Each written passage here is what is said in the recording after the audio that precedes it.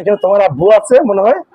আর আমি তোমার সাথে কথাটা বিশেষ করে বলতেছি এই কারণে, কারণ বর্তমান বিশ্বে তরুণরা এবং ছাত্ররা কিন্তু বিপ্লব ঘটাইছে এবং যে আগামীর নেতৃত্বটা কিন্তু তরুণরাই দিবে, এটা আমাদের সকলের প্রত্যাশা।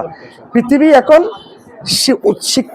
শিক্ষিত যারা উচ্চ শিক্ষা করে বা নিজের কর্মদক্ষতা দিয়ে জ্ঞান দিয়ে যারা এখন পৃথিবীকে চালাচ্ছে, পরিচালনা করতেছে, সবগুলো কিন্তু এখন তরুণ। মার্ক জুকারবার্গ বলো, যেগুলোই আছে, ইউটিউবের প্রতিষ্ঠাতা বলো, সবাই কিন্তু তরুণ থেকেই উদ্যোক্তা হয়ে আজকের এই অবস্থানে এসেছে। তো আমরাও চাই আমাদের এই বাংলাদেশকে এগিয়ে নিয়ে যেতে হলে আমাদেরকে, তোমাদেরকে একসাথে হয়ে দেশপ্রেমে উদ্বুদ্ধ হয়ে আমাদেরকে দেশের জন্য, দেশের মানুষের জন্য আমাদের কাজ করতে হবে।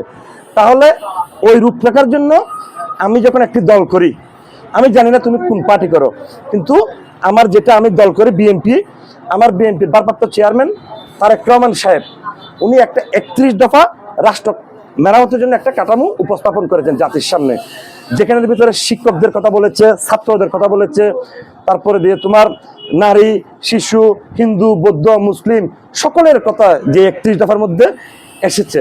তুমি কেন আজকে তুমি তো এখনো মনে হয় জাতীয় ভোট দাও নাই, তাহলে এইবারে যদি তোমার ভোট দেওয়ার সুযোগ হয়ে থাকে, তুমি আমাদের দলকে বিএনপিকে কেন ভোট দিবা? এখানে ভোটটা অনেকে চাইতে আসবে তোমার কাছে, আরো আদার্স যারা পার্টি আছে।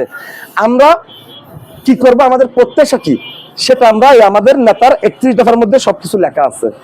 এই লেখাগুলো পরে তুমি যদি তুমি সচেতন ছেলে, যেহেতু চিটাগাং পলিটেকনিকে পড়ো, তোমার এই লেখাগুলো দেখে পরে যদি মনে হয় না বিএনপির 31 দফাটা যুগোপযোগী সিদ্ধান্ত আমাদের বাংলাদেশের জন্য এবং বাংলাদেশের মানুষের জন্য যুগোপযোগী সিদ্ধান্ত যদি মনে করো, তাহলে তোমার প্রথম ভোটটা আমরা আশা করব দানের শীষের জন্যই হবে।